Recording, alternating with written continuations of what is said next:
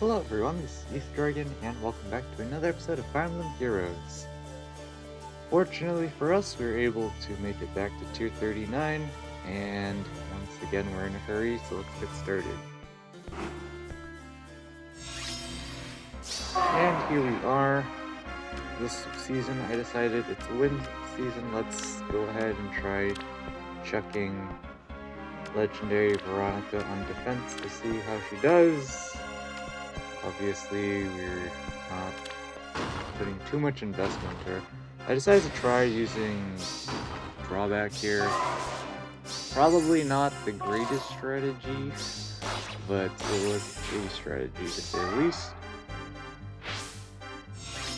And well, of course, our opponent has Milla for the isolation, because of course she's bonus, so naturally most people should be bringing her. Would be kind of surprised if they didn't, but we don't have Harsh Command on this, Harsh Command Plus on this defense, so we don't have any funny shenanigans in that respect, like we do with Legendary Veronica sometimes during our Anima season shenanigans.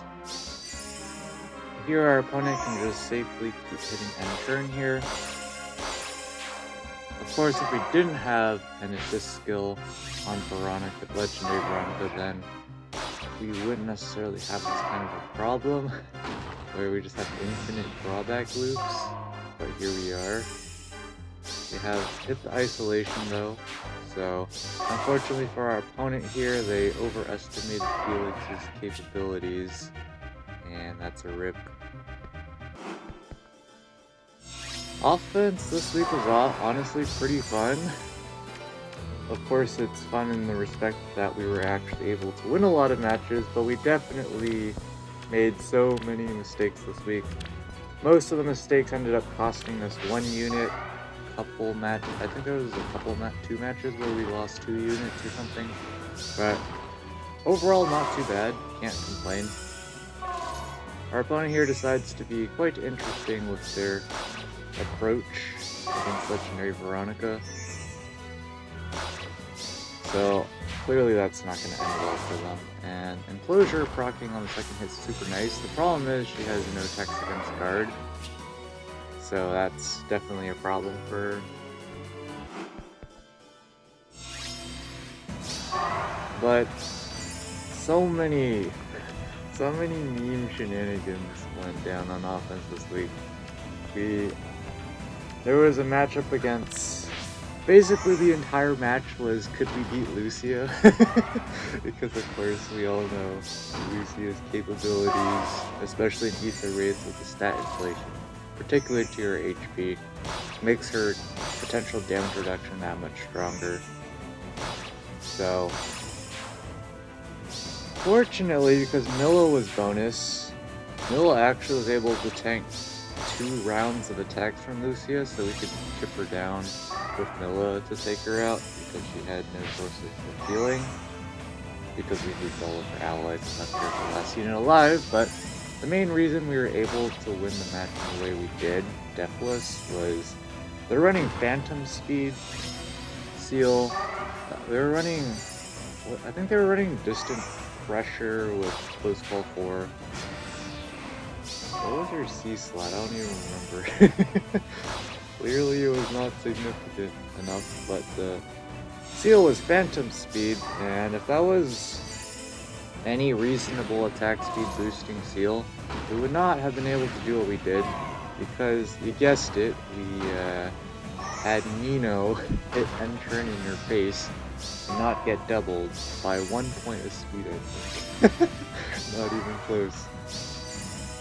So that was fantastic, and again, Milla being so tanky.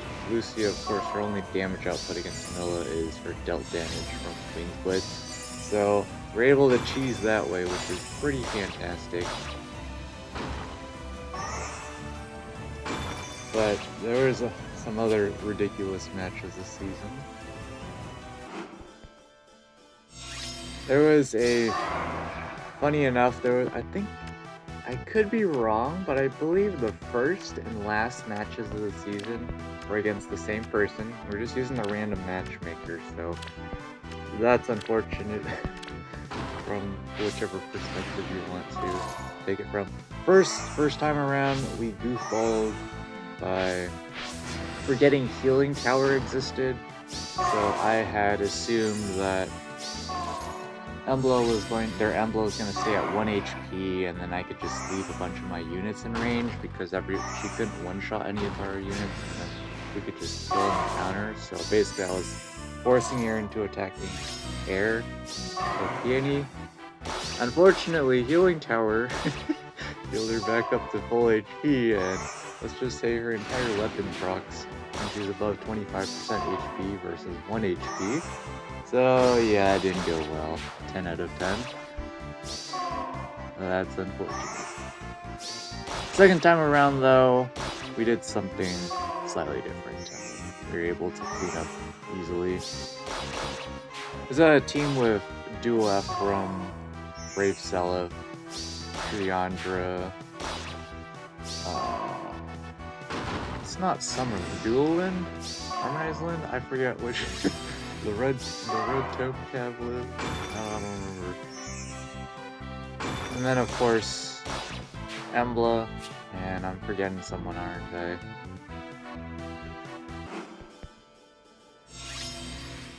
But other than the Lucia matchup, I'd say the funniest thing, it's so unfortunate, but that's how it goes sometimes, was Nino and company against what was it? Duo Asker, Legendary Yuri, not Duo Dagger, Duo Elise. And who else was there? I'm forgetting. I'm sure there was a dancer or something. I'm guessing. Was it the dancer Eldian matchup? I can't remember. All you need to know is, of course, Legendary Yuri had a pre-charged Mundo. But even so, Nino actually able to survive one shot from him.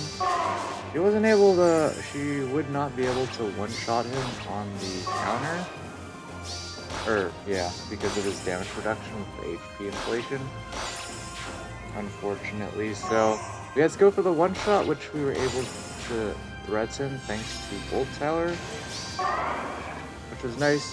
And so I was like, okay, we can survive that. So we can just Vantage kill him, or if he attacks us first, we can perfect kill him now we're in Vantage range. Unfortunately for us, I had forgotten that I was supposed to damage calc how much damage Duo Elise was going to do.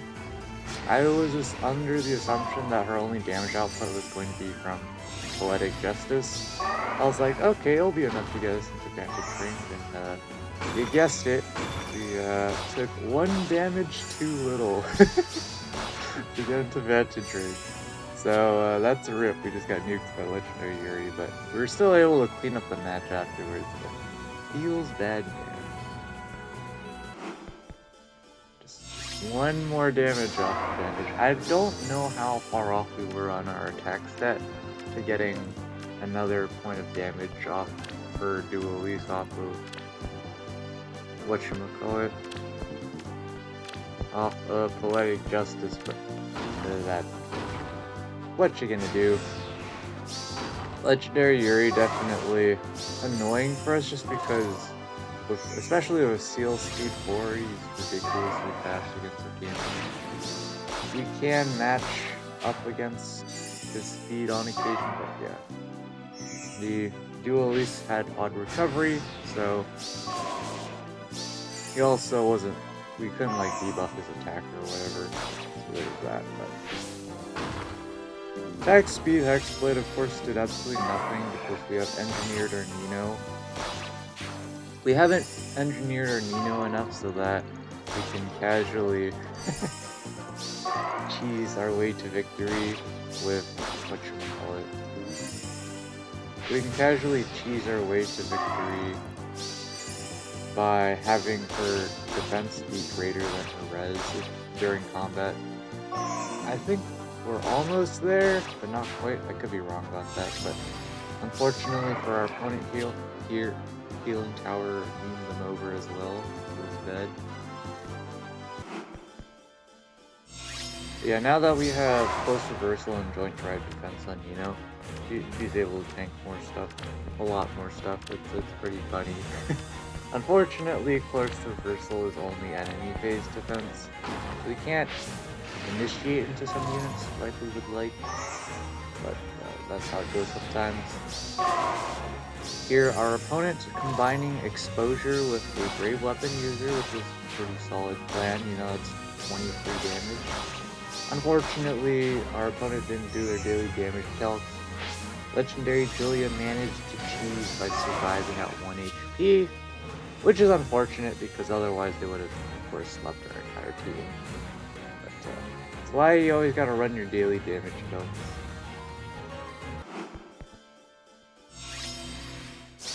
But of course, this defense is no match for any good Brave Dimitri. There's literally nothing we can do, especially if they're running, what's his name, Gato? For the AoE protection, for some assistance against AoEs. There's really nothing we can do. The best we can do is not get murdered, and then try one of those strategies where you drag back the unit into your defense so they're further away from their support, or in some cases even completely unproc their weapon or something to win. But yeah, Brave Dimitri is of course going to easily wall everything because he just has too much HP, and even if you can pierce his percent-based damage reduction, he still has his classic fixed damage reduction that scales off of his defense, which he can get plenty of in these raids. So you can see we can do a little bit of damage, but not so much. And of course, Legendary Veronica only prevents counterattacks if there's 2 allies within, or at least 2 allies within 2 spaces, or 2 enemies. I don't know how you want to phrase that, but so the counterplay against her is pretty straightforward. Just have at most 1 ally within 2 spaces, but sometimes you need a little more help like us, so that's not always great. There was another matchup as well where we completely flubbed up our daily damage calcs, and we had our opponent left a vulnerability in their setup where we could just bait out their legendary female Byla, and then all of the other enemy units wouldn't be able to catch up. Because of course we could isolate their dancer, Milla, especially on bonus and especially after her remix. She can actually isolate some units again. But yeah, unfortunately for us here, we're not going to be able to shred through without doing tons of attacks.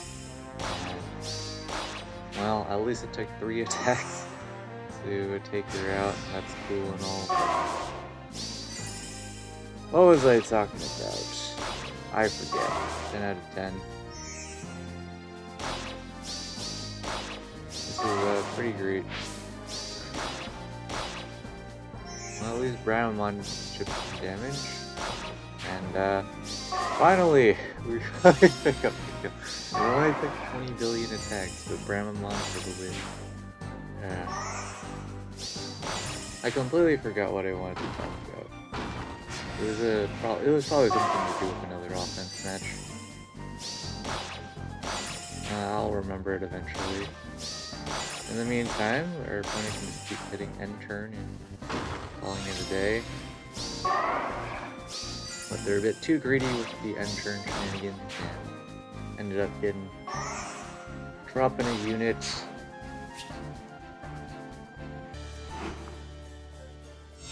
Yeah, I don't think we're gonna remember by the time the video ends, so oh well. You know, being able to face tank more stuff with close reversal and joint drive defense is pretty hilarious, though. Oh, right, we were talking about Air.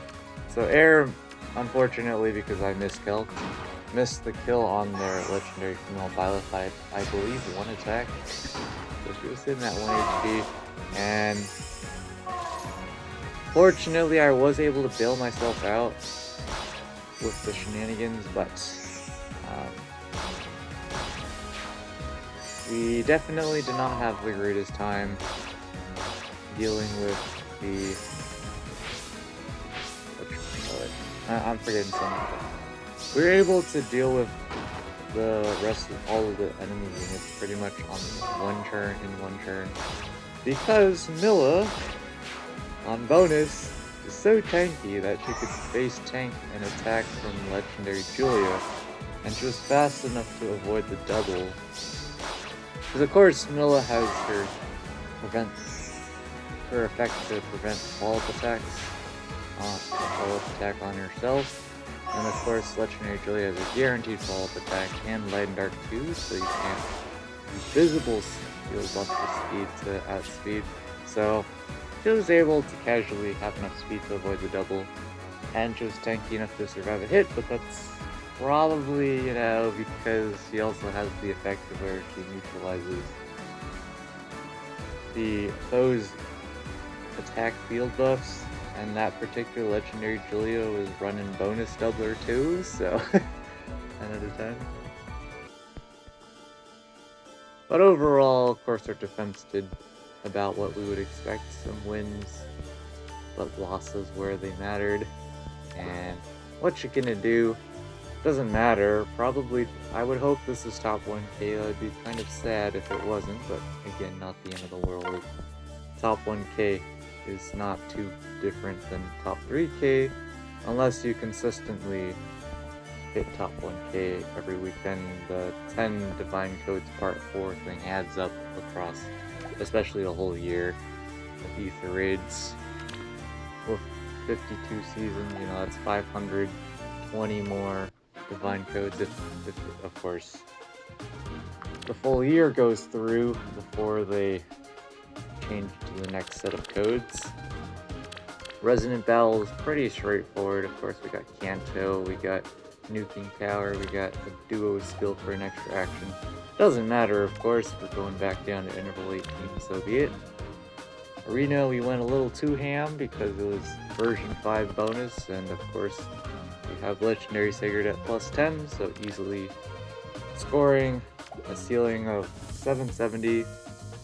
Had to do quite a bit of fishing, of course, because to get 3904, that is 3 768s and 2 770s, so it took quite a bit of fishing, but all the matches are pretty straightforward. The only match was us being a goofball and forgetting that Duo Leguarn was targeting Peony, and then she also had Guidance 4, so then Legendary Yuri came in to snipe her down, but other than that, all the other matches are pretty straightforward with him, especially with when he can proc Holy Knight Aura, we can basically just go in with our entire team and nuke the entire enemy team in one turn in Arena, which is pretty nice.